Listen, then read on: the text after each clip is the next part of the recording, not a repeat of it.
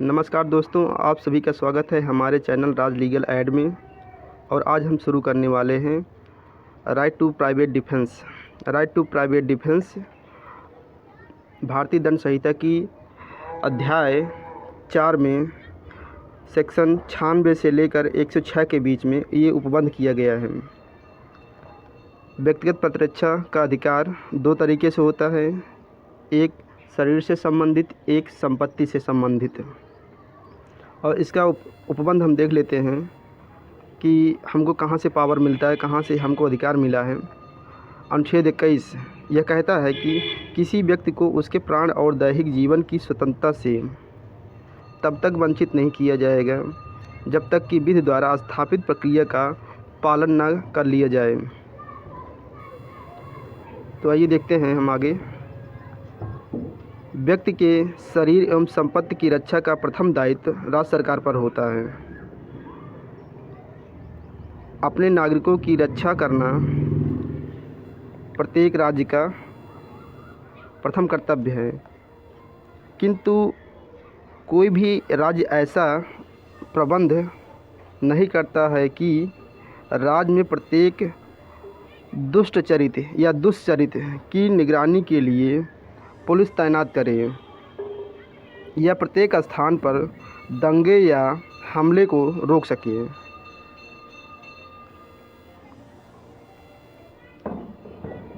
आगे, जहां राज्य अपने नागरिकों की रक्षा करने में असफल रहता है, वहां कानून प्रत्येक व्यक्ति को यह अधिकार देता है कि वह आपराधिक का डटकर मुकाबला करे, कायरों की भांति भाग ना खड़ा हो।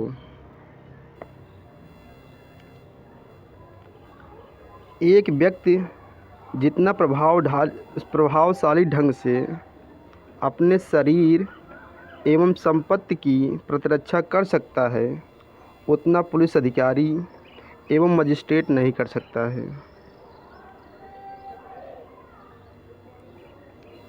यही कारण है कि आईपीसी में धारा 96 से लेकर 106 के बीच में व्यक्तिगत प्रतिरक्षा का अधिकार को मान्यता प्रदान किया गया है।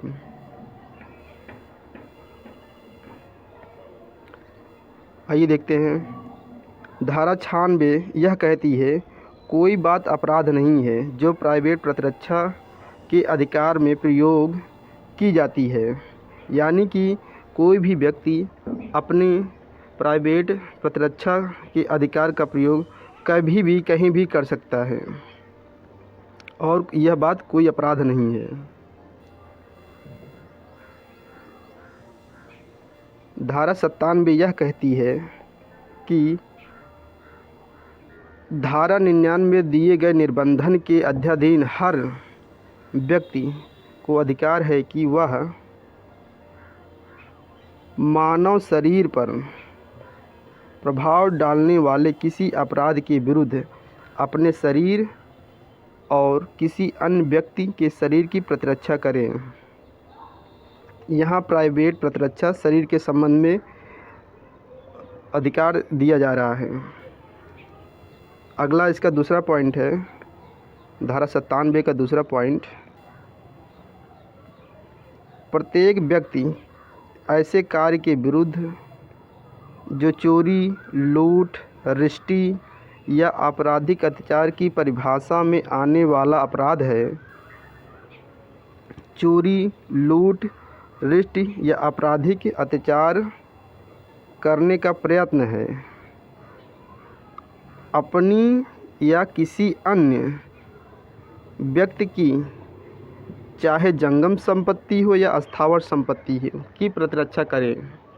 यानी कि धारा 97 का जो पहला पार्ट है उसमें कहा गया है कि कोई भी व्यक्ति अपने शरीर या किसी अन्य व्यक्ति के शरीर की जो है प्रतिरक्षा कर सकता है और कोई बात अपराध नहीं होगी। धारा 96 पहले कर रही है।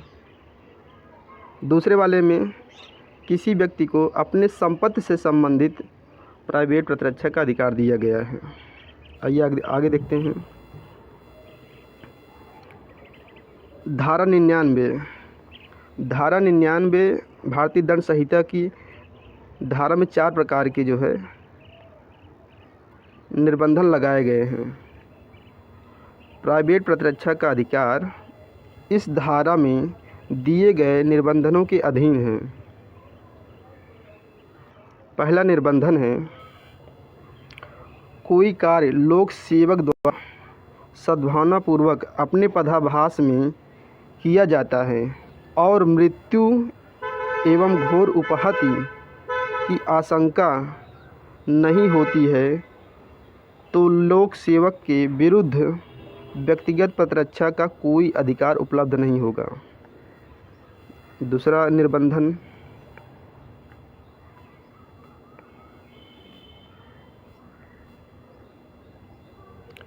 लोक सेवक के निर्देशन में कार्य करने वाले व्यक्ति को उतना ही लाभ मिलता है जितना कि लोक सेवक को पैरा 1 में मिलता है। यानी कि लोक सेवक के अधीनस्थ कोई भी कर्मचारी अगर कोई कार्य कर रहा है सद्भावनापूर्वक तो वो उसको भी वही जो है पूरा अधिकार मिलता है। तीसरा, जहाँ लोक प्राधिकारी से सुरक्षा प्राप्त करने का पर्याप्त समय है तो व्यक्तिगत प्रतिरक्षा का अधिकार का प्रयोग नहीं किया जा सकता है। अर्थात किसी जगह पर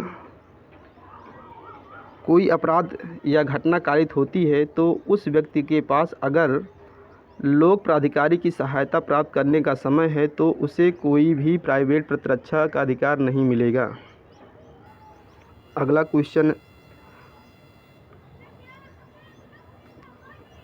अगला निबंधन, किसी भी दशा में व्यक्तिगत प्रतिरक्षा के अधिकार का विस्तार उतनी ही अपहानि से अधिक अपमान नहीं है जिसको कि प्रतिरक्षा की अपहान के लिए आवश्यक है।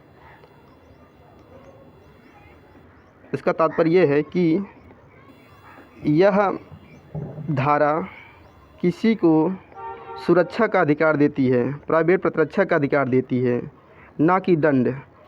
जब उसको जो है ये जो शंका है कि वो अपराध अब जो है घटित नहीं हो रहा है तो उसको अपने प्राइवेट प्रतिरक्षा का अधिकार को प्रयोग करना बंद कर देना चाहिए। यानी कि उस व्यक्ति ने अपना हमला बंद कर रखा है लेकिन फिर भी दूसरों को जिससे बचाव का अधिकार होना चाहिए वो उसके ऊपर उससे ज़्यादा हानिकारक कर रहा है, तो यहाँ पे जो है नहीं मिलेगा। आइए देखते हैं किन परिस्थितियों में हमें अधिकार मिलता है कि किसी व्यक्ति की मृत्यु कारित की जा सकती है। धारा 100 भारतीय दंड संहिता की धारा 100 उन परिस्थितियों का प्रावधान करती है जिसमें शरीर की आत्मरक्षा के अधिकार के प्रयोग में प्रतिरक्षक धारा 99 के अधीन सीमाओं के अंतर्गत रहते हुए स्वेच्छापूर्वक मृत्यु या अन्य अपहान कारित की जा सकती है। यानी कि ये अधिकार देता है। पहला अधिकार ये दे रहा है, ऐसा हमला यानी किसी व्यक्ति के ऊपर ऐसा हमला जिससे उस व्यक्ति को लग जाए, युक्त रूप से यह शंका कारित हो जाए कि अन्यथा ऐसे हमले का परिणाम मृत्यु होगा, तो वहाँ पे वह व्यक्ति अपने बचाव में किसी की मृत्यु कारित कर सकता है। दूसरा नंबर, ऐसा हमला जिससे युक्त रूप से यह आशंका कारित हो कि ऐसे हमले का परिणाम घोर उपहति होगा। उस व्यक्ति को यह लग जाए कि उसको आशंका है कि ऐसा हमला जो है अन्यथा उसको घोर उपहति ही कार्य करेगा, तो ऐसी परिस्थिति में वह व्यक्ति आत्मरक्षा में उस हमलावर को मृत्यु कारित कर सकता है। तीसरा नंबर जो परिस्थिति दी गई है, बलात्संग करने के आशय से किया गया हमला। इस परिस्थिति में कोई हमला करता है, आईपीसी की धारा 376 में दंड का प्रावधान है। 375 में रेप से संबंधित इसकी परिभाषा दी गई है, यानी कि बलात्संग करने के आशय से किया गया हमला। तो यहाँ पे भी किसी व्यक्ति को मृत्यु कार्य करने का अधिकार देता है। वह व्यक्ति इन परिस्थिति में हमलावर कर मृत्यु कार्य कर सकता है। चौथा नंबर पॉइंट है, प्रकृति के विरुद्ध काम तृष्णा की तृप्ति के आशय से किया गया हमला, यानी कि 377 इंडियन पेनल कोड 377 में प्रकृति के विरुद्ध काम तृष्णा की तृप्ति के आशय से किया गया हमला अगर कोई व्यक्ति इस्तेमाल करता है तो वहाँ पर इस व्यक्ति को इस परिस्थिति में हमला करने वाले को जान से मारने का अधिकार होगा। ये सारे अधिकार धारा 99 के निर्बंधन के अधीन है। वो 4 निर्बंधन दिए गए हैं धारा 99 में, उसी निर्बंधन को फॉलो करते हुए भी अधिकार दिए गए हैं। ये डायरेक्ट अधिकार नहीं है कि वो अपना राइट इस्तेमाल करे और उसको मृत्यु कारित कर दे। पहले धारा 99 इस्तेमाल करेगा, उससे काम नहीं बनता है तो धारा 100 इस्तेमाल करेगा। 5वां नंबर है, व्यपहरण या अपहरण करने के आशय से किया गया हमला। तो ऐसी जगह पर हमला किया जाता है, उस व्यक्ति का व्यपहरण या अपहरण किया जाए तो ऐसा व्यक्ति अपने बचाव में किसी की हत्या कारित कर सकता, मृत्यु कारित कर सकता है। अगला 6ठा नंबर है, इस आशय से किया गया हमला कि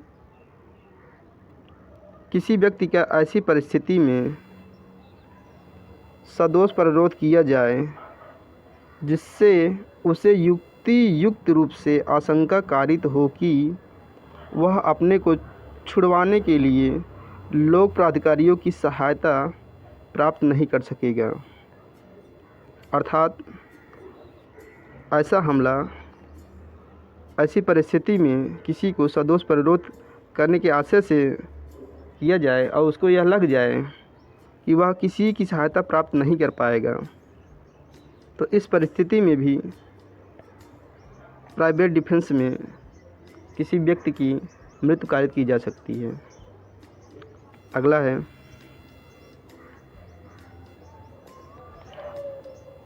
अम्ल फेंकने या देने का कृत्य या अम्ल फेंकने या देने का प्रयास करना जिससे युक्त रूप से यह आशंका कारित हो कि ऐसे कृत्य का परिणाम स्वरूप अन्यथा घोर उपहत कारित होगी। तो इस परिस्थिति में वह व्यक्ति अपने बचाव में किसी की मृत्यु कारित कर सकती है। इस 7वां प्रोविज़न 2013 क्रिमिनल अमेंडमेंट के थ्रू आया है। अगला, उपर्युक्त 7 परिस्थितियों में किसी भी व्यक्ति की मृत्यु कारित की जा सकती है।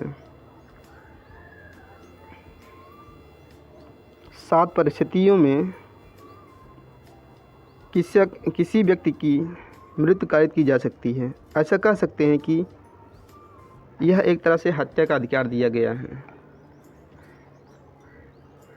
क्योंकि आर्टिकल 21 कहता है कि किसी भी व्यक्ति को अपने प्राण और दैहिक जीवन की स्वतंत्रता से वंचित तब किया जाएगा जब पूरी प्रक्रिया विधि द्वारा स्थापित प्रक्रिया का पालना कर दिया जाए। और यहाँ पर विधि द्वारा स्थापित प्रक्रिया यह है, धारा 96 से लेकर धारा 106 के बीच में, जो हमें प्राइवेट डिफेंस के बारे में बताती है, जो कि यहाँ पे स्पेशली हमने प्राइवेट डिफेंस इन बॉडी शरीर के विरुद्ध प्रतिरक्षा का अधिकार हमने यहाँ आपको बताया। और दूसरा वाला पार्ट है प्राइवेट प्रतिरक्षा का अधिकार संपत्ति के विरुद्ध, संपत्ति से संबंधित है। वो धारा 104, 105, 106 और जहाँ से ये शुरू होगा धारा 97 क्लास नंबर 2 होगा। वीडियो को देखने के लिए